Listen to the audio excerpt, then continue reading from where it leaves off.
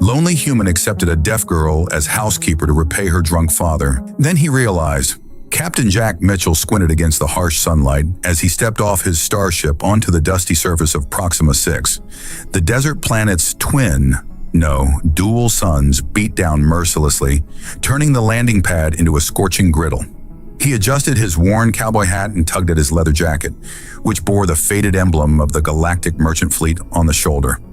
"Damn heat," he muttered, scanning the barren landscape. The settlement was little more than a collection of domed structures clustered around the spaceport, a forgotten outpost at the edge of civilized space. Mitchell had delivered rare medical supplies to this backwater world, and now it was time to collect. His contact, a blue-skinned Proximan trader named Gron, was already stumbling toward him, clearly deep in his cups despite the early hour. "Captain Mitchell!" Gron bellowed, his bulky frame swaying slightly, the alien's protruding belly strained against a torn vest, and simple cloth trousers completed his disheveled appearance. "Successful delivery, yes?" Very good, very good." Mitchell crossed his arms. "It's time to settle up, Gron." 15,000 credits, as agreed. Gron's small eyes darted nervously. About that. Market fluctuations, you understand. Very bad timing. Credits temporarily unavailable." "Unavailable?" Mitchell's voice dropped dangerously. "I hauled those supplies across 3 systems through a pirate-infested corridor. Our agreement was clear. Have alternative payment.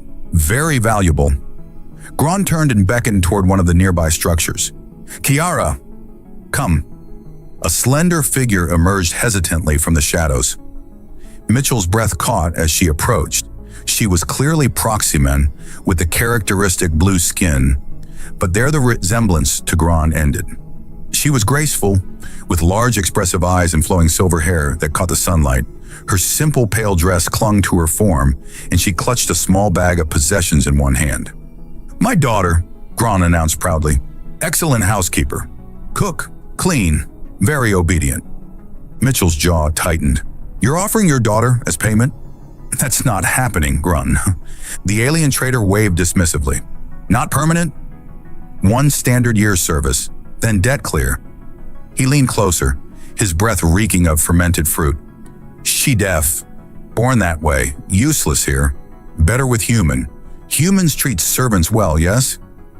Mitchell looked at the girl, Kiara. She stood with downcast eyes, but he could see the tension in her shoulders, the slight trembling of her hands. When she briefly glanced up, he caught a flash of intelligence and fear in those large eyes. "This isn't right," Mitchell said firmly. "I want my credits."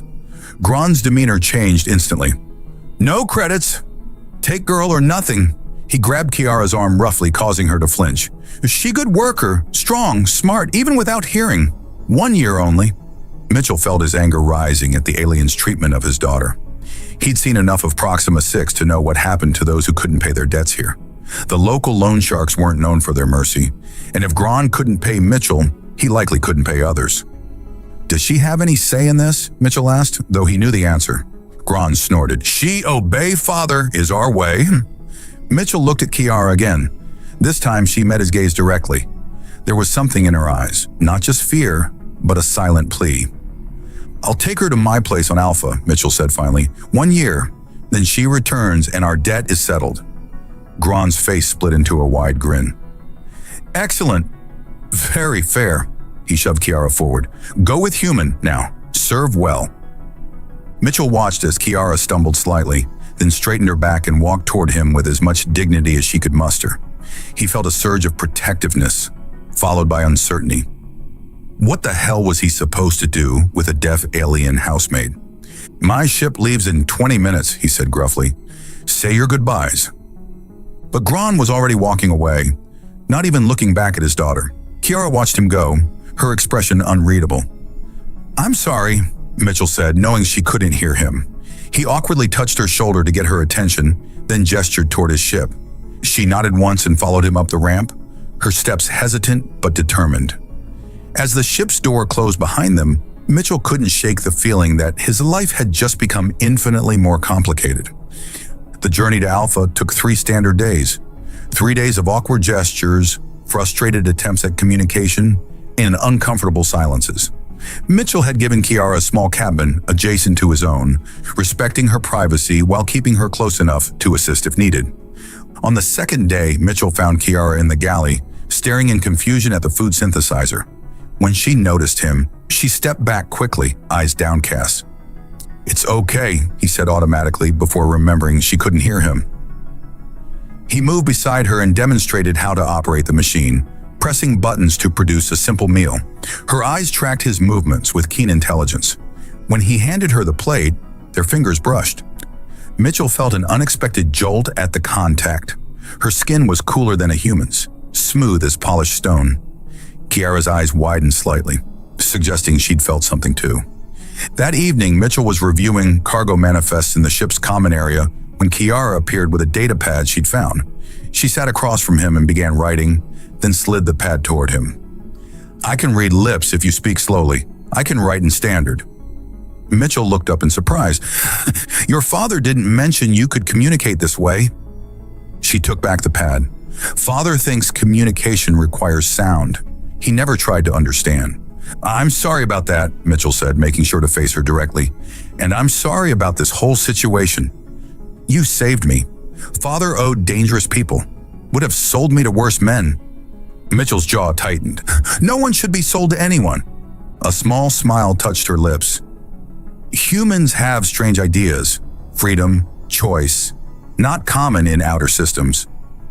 "Well, get used to strange human ideas," Mitchell said. "On Alpha, you'll be treated with respect." "What will duties be?" she wrote. Mitchell considered this. He hadn't actually thought that far ahead. His home on Alpha was a modest place on the outskirts of New Olympia, the main human settlement. He'd purchased it years ago as a quiet retreat between cargo runs. "Light housekeeping, I suppose. Cooking if you know how." Nothing inappropriate," he added firmly. Kiara studied his face, then wrote, "I understand. You are honorable man." Mitchell felt his face warm slightly. "I try to be." Over the next day, their communication improved dramatically. Mitchell learned that Kiara had been teaching herself to read standard language from discarded data pads, hungry for knowledge her father never provided. She was quick-witted and observant, catching nuances in his expressions that even people who could hear often missed. When they finally reached Alpha, Mitchell guided his ship into the landing bay at New Olympia Spaceport. Through the view screen, the lush landscape of his adopted home planet spread out before them, rolling hills covered in purple-tinged vegetation, the gleaming white buildings of the settlement nestled in a valley. "Welcome to Alpha," Mitchell said as Kiara gazed in wonder at the view. He drove them to his home in a ground transport, watching as Kiara pressed her face to the window, taking in everything with wide-eyed fascination. His house came into view, a single-story structure with a wide porch built in the style of old Earth ranch homes, an architectural oddity among the more modern dwellings of the colony. Inside, Kiara moved slowly from room to room, trailing her fingers over unfamiliar objects. She paused at a shelf displaying various items Mitchell had collected during his travels. A crystalline? No, a glass figurine from Centauri Prime, a woven tapestry from the Pleiades cluster. "Make yourself at home," Mitchell said when she turned to face him. "I'll show you to your room." He led her down a hallway to a spare bedroom he rarely used. It was simply furnished but comfortable, with a large window overlooking his garden. Kiara wrote on her datapad, "Beautiful. Never had own room before." Something in Mitchell's chest tightened. "Well, you do now." That evening, after showing Kiara the basics of his home systems, Mitchell sat on his porch watching Alpha's sunset paint the sky in shades of amber and violet. He heard the door slide open behind him and turned to see Kiara standing there hesitant. She changed into clothes she'd found in the synthesizer, simple trousers and a tunic that complemented her blue skin. Her silver hair was loose around her shoulders, catching the last rays of sunlight. Mitchell gestured to the empty chair beside him. She sat, her movements graceful and measured. For a while, they simply watched the sunset together. No words, no gestures, a just shared silence. Mitchell realized with a start that it was the most peaceful moment he'd experienced in years. Kiara wrote something on her datapad and showed it to him. "Why does human man live alone in big house?" Mitchell considered his answer carefully. "I've spent most of my life on ships, moving from place to place. Never stayed anywhere long enough to connect. Lonely, she wrote. He looked at her, struck by her directness. Sometimes. Yes. She nodded, understanding in her eyes. Then she wrote, Me too. Always. As darkness fell over Alpha, Mitchell realized that for the first time in longer than he could remember, he didn't feel quite so alone. A week passed quickly as Kiara settled into life on Alpha. Mitchell found himself enjoying her company more than he'd expected. She moved through his home with quiet efficiency, transforming the bachelor's quarters into something that actually felt like a home. Fresh flowers appeared on tables, rooms were arranged more thoughtfully, and somehow the food synthesizer produced meals that tasted better under her programming. One morning, Mitchell was attempting to repair a malfunctioning water recycler in the garden when the tool slipped, slicing deeply into his palm. "Son of a..." he hissed, blood welling immediately from the wound. A shadow fell across him, and he looked up to see Kira standing there, her eyes widening at the sight of his blood, crimson against his tan skin, so different from the indigo that flowed through her veins. Before he could react, she knelt beside him and gently took his injured hand in both of hers. Her touch was cool and soothing. From a pocket in her tunic, she produced a small pouch and extracted a pinch of fine powder, which she sprinkled directly into the wound. Mitchell winced, expecting pain, but instead felt a pleasant numbness spreading from the cut. Kiara's fingers moved with practiced precision as she pressed the edges of the wound together. To his astonishment, the bleeding slowed almost immediately. "How did you..." he began, but fell silent as she concentrated on her work. From another pocket, she pulled a thin strip of translucent material that she wrapped around his palm.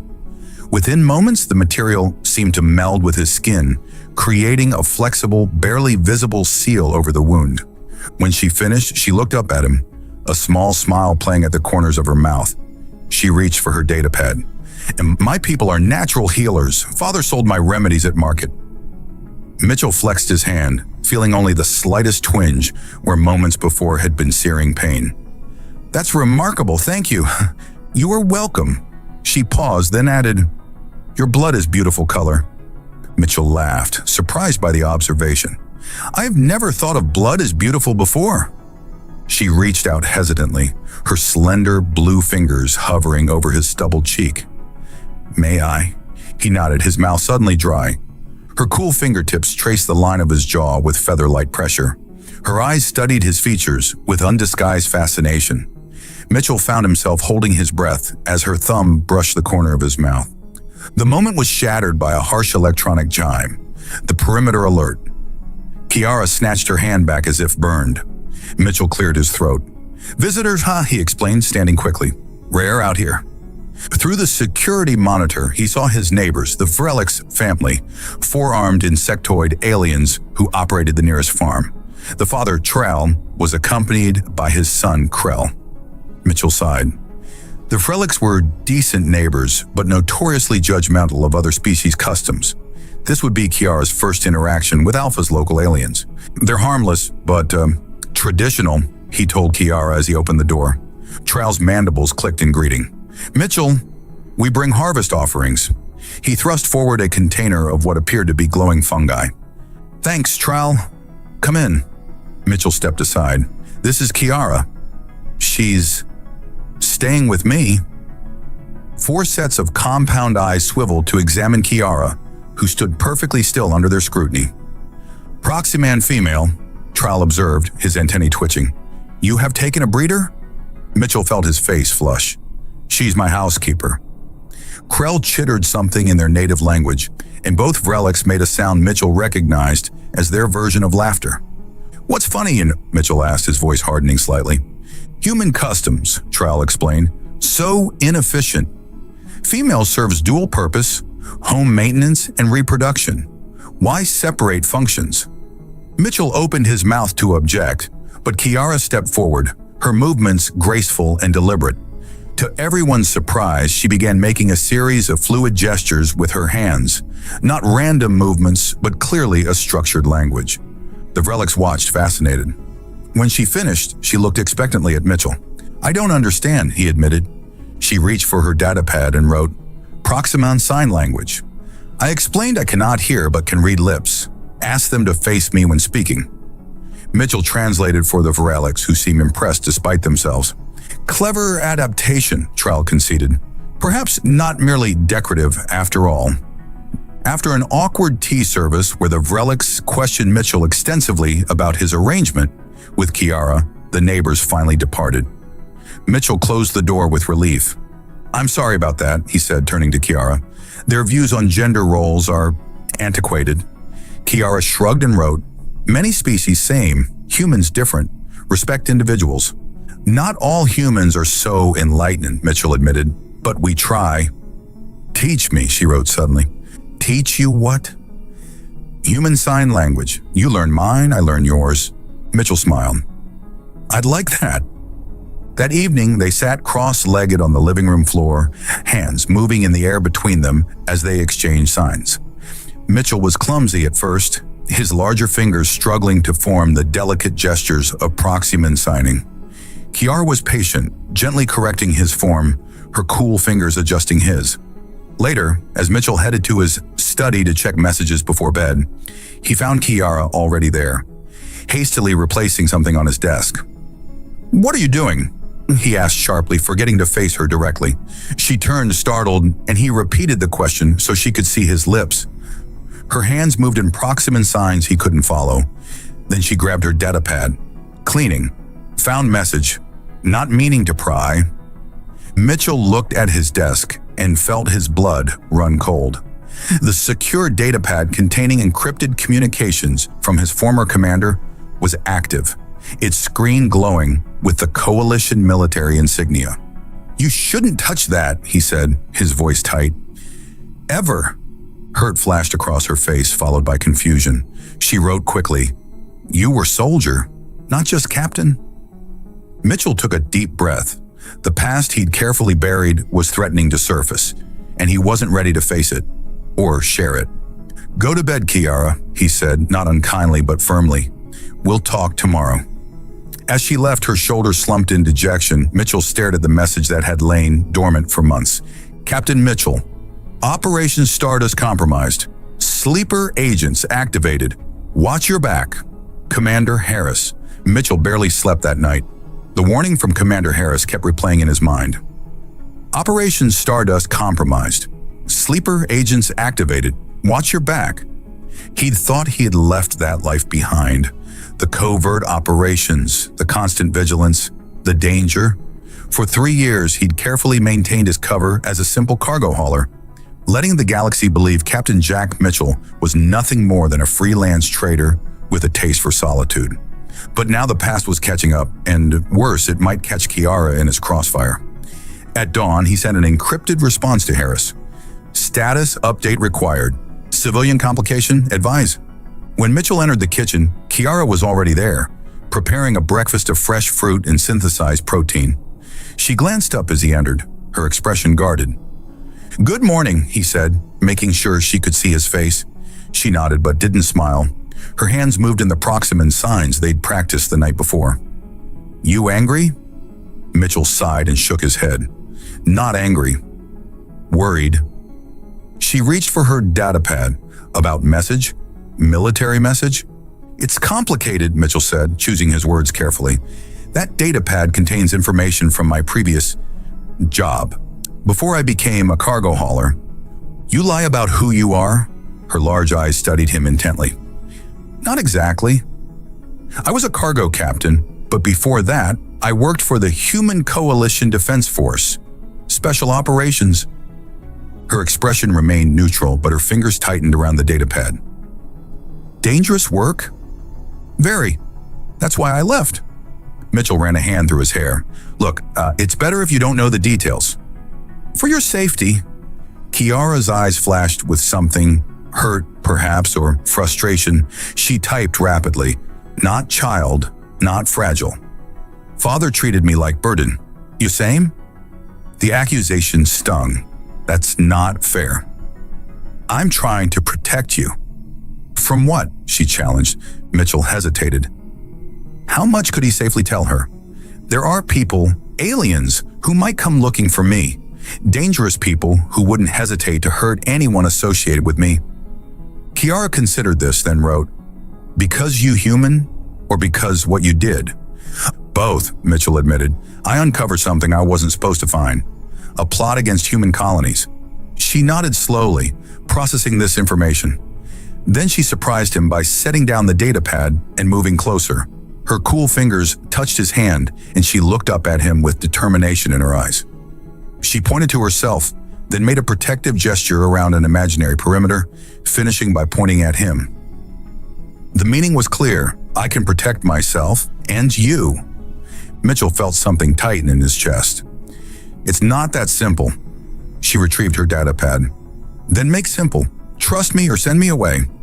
The directness of the ultimatum caught him off guard. I don't want to send you away. Then trust. She held his gaze steadily. Mitchell broke eye contact first. I need time. This isn't just about me. For the next few days, Mitchell maintained a careful distance from Kiara. He spent long hours in his study, communicating with old contacts, trying to piece together what might have compromised Operation Stardust. When they did interact, he kept conversations brief and impersonal. He told himself it was for her protection, but the hurt in her eyes each time he pulled away made his chest ache. On the fourth day, Mitchell found a small package outside his bedroom door. Inside was a vial of iridescent liquid and a note, for nightmares, 2 drops before sleep. He hadn't realized she'd heard his restless nights, then remembered with a pang that she couldn't hear. She must have felt the vibrations of his pacing through the floor, or perhaps noticed the shadows under his eyes. That evening, against his better judgment, he used the remedy. He slept deeply for the first time in weeks, waking refreshed to find Kiara tending the garden outside his window. Sunlight caught in her silver hair as she worked, her movements graceful and precise. The sight hit him with unexpected force. In just a few weeks, she'd become essential to his life in ways he hadn't anticipated.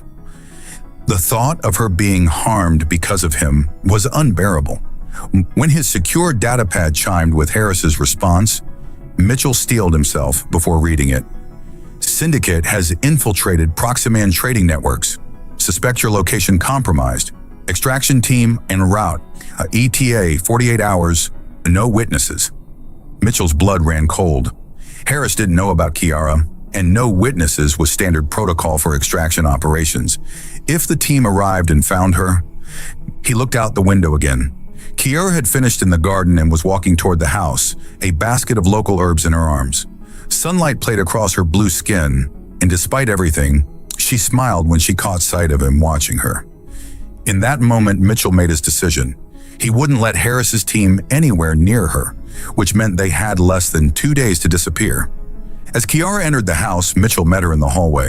Her smile faltered when she saw his expression. We need to talk, he said, making sure she could read his lips. It's about that message, and why we need to leave tonight. Pack only what you need, Mitchell instructed as they rushed through the house. Food, water, medical supplies. My backup shuttle is hidden in the storage barn. Kiara nodded, her movements swift and precise as she gathered essentials. Mitchell was impressed by her calm efficiency. No panic, no wasted motion. She'd clearly lived a life where quick escapes might be necessary. Within 30 minutes, they had loaded the small shuttle, a weathered but reliable craft Mitchell had kept off official registries. As the sun set over Alpha's purple hills, they slipped away. The shuttle's stealth systems engaged to avoid detection.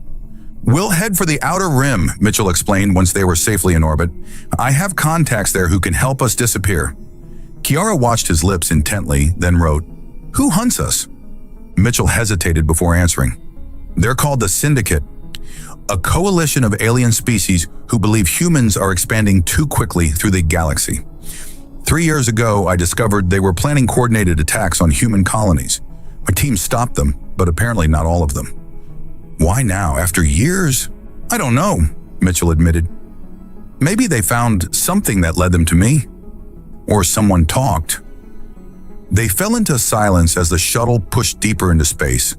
Mitchell plotted a complex course, jumping through several minor systems to confuse any pursuit. Kiara sat beside him in the co-pilot seat, her silver hair gleaming in the glow of the instrument panel. Several hours into their journey, an alarm flashed on the console. Mitchell swore under his breath. We've got a problem, he said, turning so Kiara could see his face. There's a tracking device on the hull. They must have planted it while I was away on a cargo run. Kiara's eyes widened. She pointed to the navigation screen, then made a diving motion with her hand. "You're right," Mitchell agreed. "We need to land somewhere and remove it before they catch up." The nearest celestial body was Taurus Minor, a harsh moon orbiting a gas giant. Its surface was rocky and inhospitable, with thin atmosphere and extreme temperature fluctuations, but it would have to do. Mitchell guided the shuttle down through swirling clouds of reddish dust. They landed in a narrow canyon that would provide some cover from orbital scans. "I'll have to go outside to remove the tracker," Mitchell said, already pulling on an environmental suit. "Stay here and keep the engines warm. If anything happens to me, there's an emergency protocol in the computer. It'll take you to a safe outpost." Kiara shook her head firmly and pointed to herself, then to the airlock. "It's too dangerous," Mitchell argued. "The atmosphere is barely breathable, and the temperature drops to freezing after sunset, which is in about an hour." She grabbed her datapad. "Two faster than one. Need to hurry." Mitchell couldn't argue with her logic. They suited up together and exited the shuttle into the alien landscape. The tracker was embedded in the hull near the rear thrusters, a sophisticated device that would require careful removal to avoid triggering any failsafes. As they worked together in the fading light, Mitchell found himself acutely aware of Kiara's presence beside him.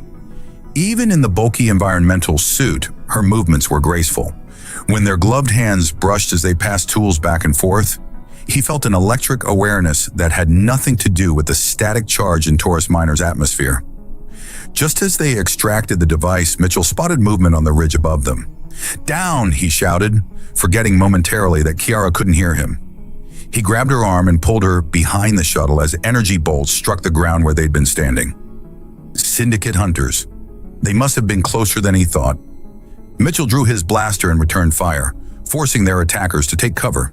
He counted at least 3 figures on the ridge, humanoid but definitely not human, with elongated limbs and reflective body armor that caught the last rays of the setting sun. Kiara tugged at his arm and pointed urgently toward a narrow crevice in the canyon wall. An escape route. Mitchell nodded and they made a break for it, dodging energy bolts as they ran. The crevice led to a small cave, barely large enough for both of them. As darkness fell, the temperature plummeted just as Mitchell had warned. Their environmental suits provided some protection, but the heating systems weren't designed for prolonged exposure. "We'll have to wait them out," Mitchell whispered, forgetting again that Kiara couldn't hear him. He switched on the small light in his helmet so she could see his face. "They won't risk the night cold for long." Kiara nodded, her breath fogging her helmet visor. She was shivering already. Mitchell pulled her closer, sharing what body heat he could through the suits. As they huddled together in the darkness, Mitchell was struck by the absurdity of their situation. A month ago, he'd been a solitary cargo hauler with a carefully constructed cover identity. Now he was on the run with a deaf alien woman he'd accepted as payment for a delivery, hiding in a cave on a frozen moon while the assassins hunted them. And strangest of all, despite the danger, or perhaps because of it, he felt more alive than he had in years.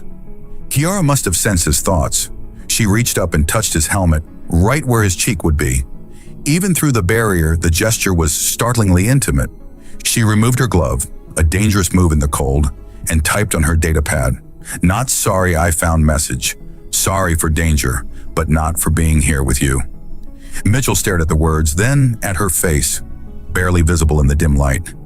He removed his own glove and typed back, "I'm not sorry either." Something shifted between them in that moment, a barrier falling away. Mitchell leaned forward until their helmets touched, the closest thing to a kiss possible in their current situation. The sound of retreating footsteps above broke the moment. The hunters were leaving, at least for now. "We should get back to the shuttle," Mitchell said, making sure she could see his lips. "Before we freeze."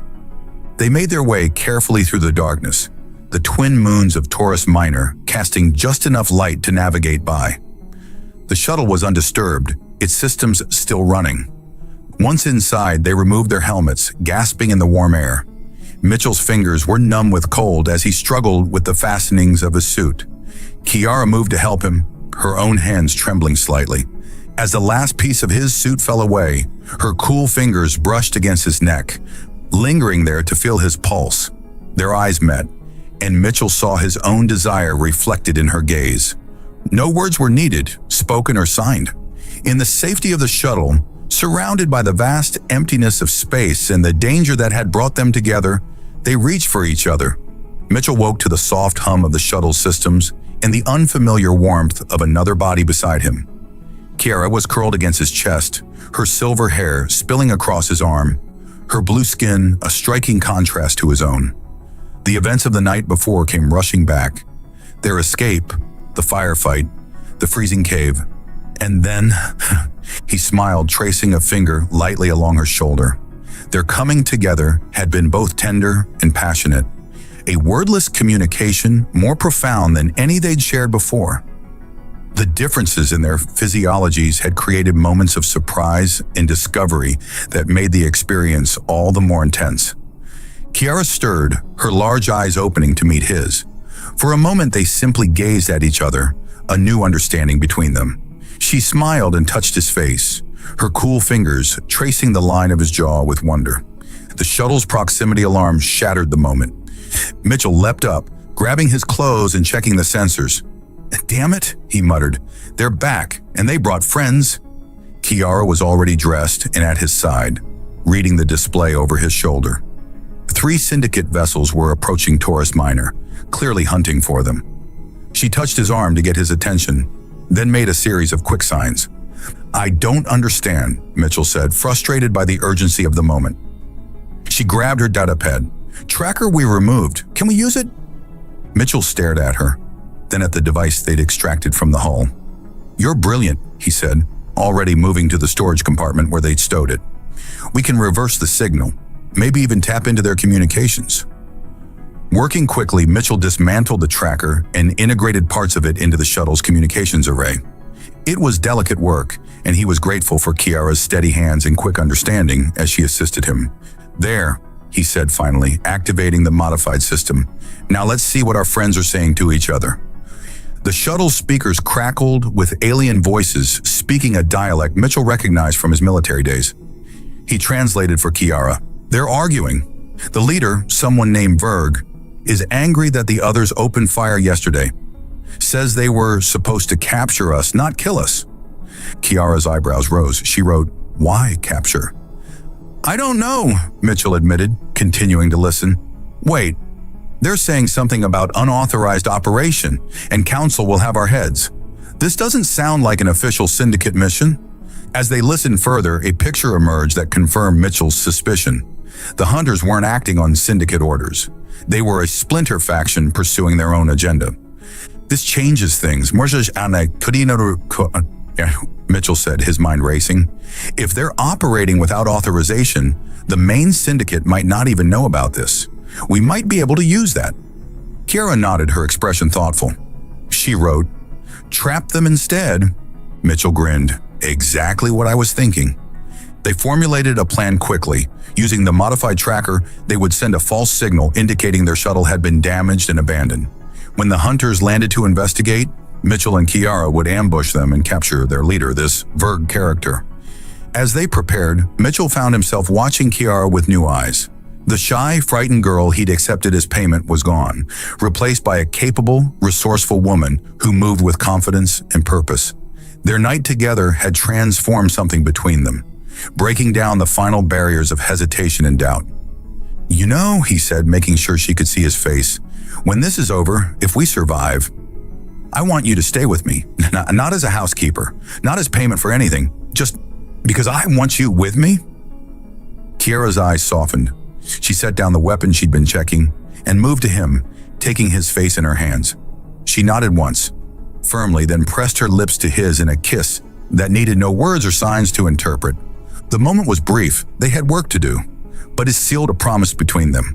They positioned the shuttle in a narrow ravine, sending out the distress signal that would lure their hunters.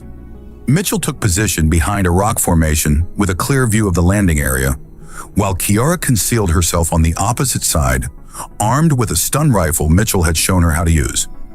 It didn't take long. A small scout ship descended cautiously, landing about 50 meters from their position. 2 figures emerged, tall, spindly aliens with mottled gray skin and elongated limbs. They wore the same reflective armor Mitchell had glimpsed the day before. "Where's the third one?" Mitchell whispered to himself, scanning the area. The leader, Verge, must still be on board. The two hunters approached the shuttle warily, weapons drawn. When they were halfway between their ship and the shuttle, Mitchell gave the signal. 3 quick flashes with a mirror. Kiara fired first, her shot striking one hunter squarely in the chest. He dropped instantly, paralyzed by the stun charge. Mitchell took out the second one before he could react. "Now for the leader," Mitchell muttered, moving quickly toward the scout ship. He was nearly there when the hatch opened and a third figure emerged, taller than the others, with elaborate markings on his armor designating rank.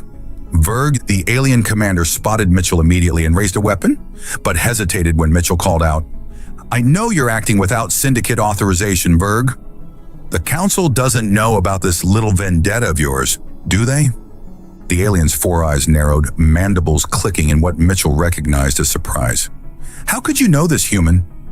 "I have my sources," Mitchell bluffed, "and I have a proposition for you." Verg lowered his weapon slightly. "Speak quickly. You want me dead because of what I discovered during Operation Stardust. But killing me won't change the fact that the Coalition already has that information. What you need is something to bring back to your superiors.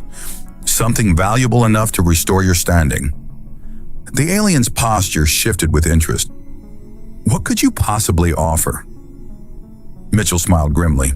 "How about the location of every Coalition safe house in the Outer Rim, plus the identities of all human agents embedded in Syndicate territory?" It was a dangerous gambit. Mitchell had no intention of actually providing such information, but he needed to get close enough to subdue Verg. The alien commander took a step forward. "You would betray your own kind." "I'm a survivor," Mitchell said, slowly closing the distance between them. "And right now, surviving means making a deal." Behind Verg, Mitchell could see Kiara silently approaching, stun rifle ready. Just a few more seconds. "I find this difficult to believe," Verg said, raising his weapon again. "Humans are known for their irrational loyalty." Mitchell shrugged. "Try me. The information is in my shuttle's computer. I'll show you." As Verg hesitated, Kiara fired. The stun blast caught the alien commander in the back, and he crumpled to the ground. Mitchell exhaled sharply. "Nice shot." Kiara smiled and made a gesture that clearly meant, "I told you so." Together, they bound all 3 hunters and secured them in their own scout ship. Mitchell found the communication system and, with Kiara's help, recorded a message to be sent directly to the Syndicate Council. "Now," he said, turning to Kiara with a grin of triumph, "let's get off this rock before anyone else decides to come looking for us." They were barely an hour into their journey from Taurus Minor when the shuttle's communication system chimed with an incoming transmission. Mitchell tensed, his hand automatically reaching for his blaster. "Unidentified shuttle, this is Commander Harris of the Human Coalition vessel Artemis. Respond immediately." Mitchell and Kiara exchanged alarmed glances. How had Harris found them so quickly? "Mitchell here," he responded cautiously. "What a surprise, Commander." Harris's weathered face appeared on the view screen. "Cut the crap, Mitchell. Our scanners show you've got 3 Syndicate operatives aboard. Hand them over." "They are my prisoners," Mitchell replied, "and my leverage." Harris's eyes narrowed. "This isn't a negotiation. The Coalition needs those agents for interrogation. You have 1 hour to rendezvous with the Artemis at these coordinates." The screen flashed with location data before Harris's transmission cut off. "Charming as ever," Mitchell muttered. Kiara touched his arm and pointed to another alert flashing on the console. A message from the Syndicate Council had arrived in response to the recording they'd sent. Mitchell opened it warily. A dignified alien with iridescent scales and multiple eye stalks appeared on screen, speaking in the formal tones of Syndicate High Command. "Captain Mitchell, I am Counselor Thrix. We have reviewed your evidence regarding Commander Verg's unauthorized operation.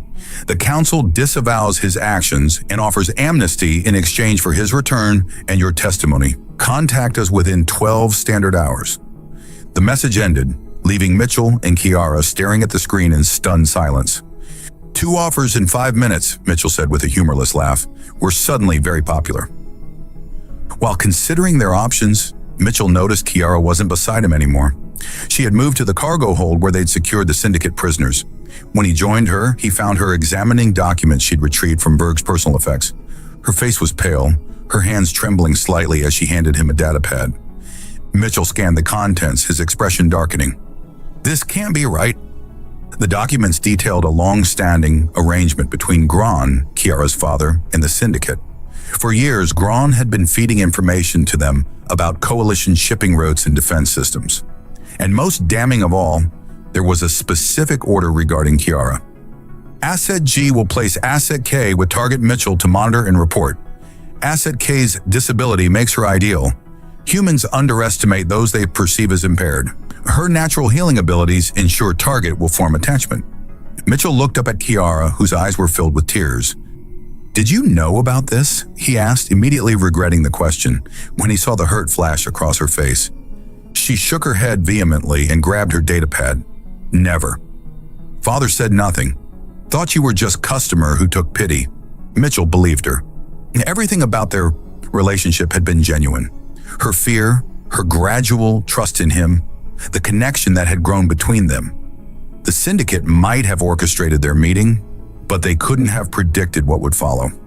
"It doesn't change anything between us," Mitchell said firmly, taking her hands in his. "But it does change our situation." Kiara nodded, wiping away a tear. She wrote, "What do we do?" Before Mitchell could answer, the shuttle rocked violently. Warning lights flashed across the console. They were caught in a tractor beam. "Damn it!" Mitchell rushed to the controls, Kiara right behind him. "Harris didn't even give us the full hour." Through the view screen, they could see the imposing bulk of the Artemis. The Coalition vessel dwarfed their shuttle, its weapon systems clearly targeting them. "Mitchell," Harris's voice came through the speakers. "Don't make this difficult. Prepare to be boarded." Mitchell's mind raced. They were caught between the Coalition and the Syndicate, with evidence that could damage both sides. Harris wanted the Syndicate agents, while the Syndicate Council wanted their rogue commander returned, and now they had proof that Kiara had been placed with Mitchell as an unwitting spy. "We need to play them against each other," Mitchell said quietly to Kiara. "It's our only chance." She nodded, her expression resolute despite the tears that had fallen moments before. She wrote quickly, "Use me as bait?" Mitchell shook his head. "No. We use the truth, all of it." As the shuttle was drawn into the Artemis's docking bay, Mitchell quickly copied all the documents they'd found, including those about Kiara and her father. He then composed a message to Counselor Thrix, attaching the evidence and explaining their current situation. "If Harris tries anything," Mitchell told Kiara, "this message automatically sends to the Syndicate Council. And I've set up the reverse as well. If the Syndicate double-crosses us, everything goes to Coalition High Command." Kiara's eyes widened with understanding. She made a gesture Mitchell had come to recognize. Clever. The shuttle settled onto the deck of the Artemis with a soft thud. Through the viewport, they could see armed Coalition Marines surrounding them. "Whatever happens," Mitchell said, turning to Kiara and making sure she could see his face clearly, "remember that what's between us is real. It wasn't part of anyone's plan." She nodded and leaned forward to kiss him. A gesture of trust and determination that gave him the strength. As the airlock cycled open, Mitchell squared his shoulders. Commander Harris stood waiting, flanked by security personnel. "Mitchell," Harris said with a curt nod. His gaze shifted to Kiara. "And who's this?" "This is Kiara," Mitchell replied. "My partner." Harris raised an eyebrow. "Didn't take you for the type to go alien, Mitchell." Mitchell ignored the jab. "We need to talk, Commander, privately.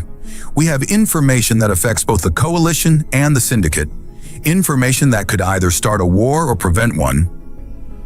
Harris studied him for a long moment, then nodded. "My office. Bring your partner, and the prisoners stay where they are for now." As they followed Harris through the corridors of the Artemis, Mitchell felt Kiara's hand slip into his. Despite everything, the danger, the revelations about her father, the uncertain future ahead, her touch was steady and sure. For the first time since this ordeal began, Mitchell felt certain they would find a way through. Together. 3 months after their confrontation aboard the Artemis, Mitchell guided his new ship, a modest but reliable transport vessel called the Phoenix, into Alpha's atmosphere. Beside him in the co-pilot seat, Kiara watched the familiar landscape come into view, her expression a mixture of anticipation and apprehension. "Home sweet home," Mitchell said, making sure she could see his face. Or what's left of it. The negotiations with Commander Harris and the Syndicate Council had been tense but ultimately successful. Mitchell had leveraged the evidence they'd gathered. The rogue syndicate operation, Gross's involvement, the plot to use Kiara as an unwitting spy to secure their freedom and a modest compensation for their troubles. Harris had been reluctant at first, but even he couldn't deny the value of the intelligence Mitchell provided. The Syndicate Council, eager to avoid the embarrassment of Verg's unauthorized vendetta becoming public knowledge, had been surprisingly accommodating. "You've done the Coalition a service," Harris had admitted grudgingly as they prepared to leave the Artemis. "But don't think this means you're welcome back in the fold, Mitchell." Mitchell had smiled. "Wouldn't dream of it, Commander." Now, as they approached the landing pad near Mitchell's property, Kiara touched his arm and pointed to a small figure waiting below. "Is that—" Mitchell squinted, then swore under his breath. "Gron." Kiara's father stood alone on the landing pad, his bulky blue form unmistakable even from a distance. Kiara's hand tightened on Mitchell's arm. "We don't have to talk to him," Mitchell said. "Say the word and we'll turn around." Kiara shook her head firmly and wrote on her datapad, "Need to finish this. For me." Mitchell nodded, understanding. "For you, then." They landed smoothly and powered down the ship's systems. Before disembarking, Mitchell pulled Kiara into his arms, holding her close for a moment. "Whatever happens out there," he murmured against her silver hair, "remember we're starting fresh. Together." She looked up at him with those large, expressive eyes and nodded. Then she straightened her shoulders and led the way to the airlock. Gron looked smaller somehow as they approached. Diminished, his once imposing bulk sagging with age or worry or both. He wore clean clothes, Mitchell noted with surprise, and appeared sober. "Daughter," Gron said, his eyes fixed on Kiara. "Captain Mitchell." Mitchell remained silent, letting Kiara take the lead. She stood tall before her father, her hands moving in the fluid gestures of Proximan sign language. Gron watched her hands, understanding dawning on his face. "You learned to speak with hand," he said, wonder in his voice. "The human taught you." Kiara shook her head and continued signing. Mitchell could follow enough now to understand the gist. She had always known how to sign. Gron had never bothered to learn. The alien merchant had the grace to look ashamed. "Many failures as father," he admitted. "Many regrets." Kiara signed again, her movements sharp with anger. Mitchell translated this time. "She wants to know why you worked for the Syndicate. Why you used her." Grun's small eyes darted nervously. "Debts. Many debts. Syndicate offered way out. Said place daughter with human captain, report what she sees. Simple job. Except she couldn't hear your instructions," Mitchell pointed out coldly. "Convenient way to set her up for failure." "Not failure," Gron protested. "Protection. If daughter knows nothing, cannot be blamed when plan fails. The Syndicate punishes only Gron, not daughter." Mitchell blinked, reassessing the alien before him. Had Gron, in his own twisted way, been trying to protect Kiara? Kiara seemed equally surprised. She signed a question, and Gron nodded emphatically. "Always proud of daughter," he said, his voice rough with emotion. "Strong, smart, survived despite father's mistakes." Kiara stood very still, processing this revelation. Then she stepped forward and placed her hand briefly on Gron's arm. Not forgiveness exactly, but acknowledgement. She turned to Mitchell and wrote on her datapad, "He has nowhere to go. Syndicate hunting him now." Mitchell sighed, already knowing where this was heading. "You want to help him?" She nodded, her expression resolute. "Not for him, for me, to finish past." How could he refuse her anything? This woman who had faced danger at his side, who had transformed his solitary existence with her presence, who had shown him that connection was worth the risk. "Fine," Mitchell said, "but he stays in the guest house. And he works for his keep." Relief flooded Gron's features. "We'll work hard. Prove worth." As they walked toward Mitchell's home, miraculously untouched during their absence, Kiara slipped her hand into Mitchell's. The simple gesture conveyed everything. Gratitude, partnership, love. The house welcomed them back, its familiar spaces holding memories of their first tentative connections. Mitchell watched as Kiara moved through the rooms, trailing her fingers over surfaces as she had that first day, but now with the confidence of belonging. Later, after settling Grun in the small guest house at the edge of the property, Mitchell found Kiara on the porch watching Alpha's sunset. The amber and violet light played across her blue skin, turning it to a tapestry of color. "What now?" he asked, sitting beside her. She smiled and wrote, "Now we live. Build something new." Mitchell nodded, thinking of the plans they'd made during their journey back to Alpha, his legitimate shipping business, her healing clinic for the settlement's growing population, a life together, built on their own terms.